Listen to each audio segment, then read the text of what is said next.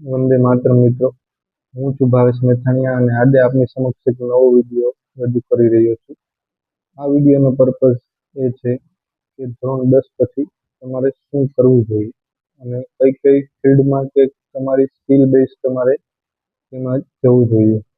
બરોબર, તો આજનો આ વિડીયો આપણે સ્ટાર્ટ કરીએ છીએ ધોરણ 10માં જેને 35 થી 50% આવેલા હોય. 35 થી 50% આવેલા હોય એટલે તમારે હિંમત ન હારવી જોઈએ. તમારી સ્કિલ બેઝ એ તમારી જે આવડત છે એના ઉપરથી તમારે ડિપ્લોમા છે કે ડિપ્લોમામાં તમે જે એડમિશન પોલિટેકનિકમાં મળી જાય તો એ છે, આઈટીઆઈમાં તમે ઇલેક્ટ્રિશિયન છે, વાયરમેન છે અથવા તો ફિટર છે કે જે તમારી આવડત છે ને તમારી પસંદગી છે એ તમે ચોઈસ કરી શકો છો. અને અમુક વોકેશનલ કોર્સ કે જેમાં તમને ડાયરેક્ટ કોર્સ કર્યા બાદ તમારી સ્કિલ મુજબ તમને જોબ મળી જાય તો એવા કોર્સ કરવા જોઈએ. પછી જે લોકોને 50 થી લઈને 70% સુધી આવ્યા હોય તો એવા લોકો ગ્રેજ્યુએશન કોર્સ તરફ જઈ શકે છે, ડિપ્લોમા એન્જિનિયરિંગ લઈ શકે છે કે એના બેઝ તમે તમારી સ્કિલ છે એની આવડત મુજબ તમે ડિપ્લોમામાં અલગ અલગ જે ડિપાર્ટમેન્ટ આવે છે એમાં એજ્યુકેશનમાં લઈ શકો છો. અથવા તો તમારે સારા ટકા એવા આવ્યા છે 70% સુધીમાં તમે આર્ટ્સ કોમર્સ કોઈ કરી શકો છો. તમને આગળ ફ્યુચરમાં ટીચર કે એવું બનવાનો કોઈ તમારામાં પ્રેરણા હોય તો તમે આર્ટ્સ લઈ કે કોમર્સ લઈ એના બેઝ ઉપર તમે સ્પેસિફિક વિષય માટે કે કોઈ સબ્જેક્ટ માટે તમે આગળ અભ્યાસ કરી શકો છો, માસ્ટર કરી શકો છો અને એના બેઝ ઉપર તમે ટ્રેનિંગ લઈ તમારી તૈયારી કરીને ગવર્મેન્ટ જોબ ક્રેક કરી શકો છો.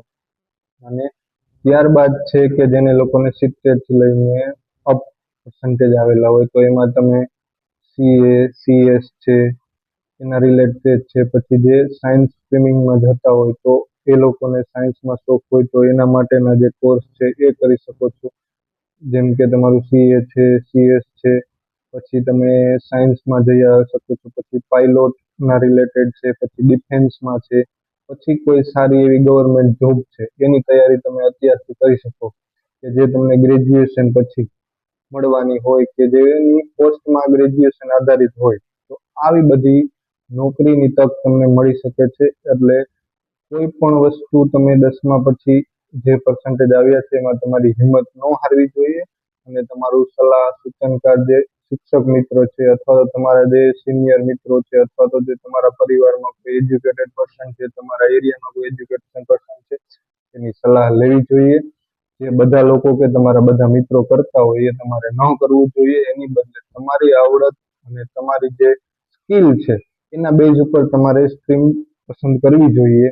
ખુદનો બિઝનેસ કરવો હોય તો એના રિલેટેડ શીખવું જોઈએ. ડિગ્રી તો એક માત્ર તમારી ઓળખ અને તમારા યુઝ માટે છે. બાકી તો તમારી સ્કિલ અને તમને જે આવડત છે એના બેઝ ઉપર જ તમે આગળ ગ્રો કરી શકશો અત્યારના સમયમાં. આ વિડીયોને પસંદ આવ્યો તો લાઈક કરજો, કમેન્ટ કરજો, શેર કરજો. અને આપણો નેક્સ્ટ વિડીયો હજી લઈને આવી છે કે ધોરણ 12 પછી શું અને બ્રીફમાં પછી આગળના અત્યારના માર્કેટ પ્રમાણે તમે શું ભણ્યા અને ત્યારબાદ કઈ કઈ રીતે જોબ માટે હેલ્પફુલ થઈ શકશે એના માટેનો આપણે નેક્સ્ટ વિડીયો બનાવશું.